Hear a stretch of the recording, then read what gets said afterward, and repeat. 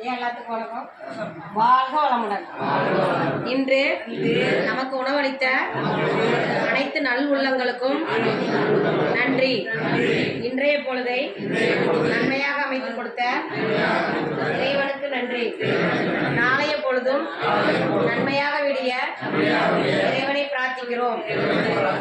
திரு சரண்யா அவர்களுக்கு நல்ல வாழ்க்கை துணை அமைந்து வாழ்க்கை அமைய இறைவனை பிரார்த்திப்போம்.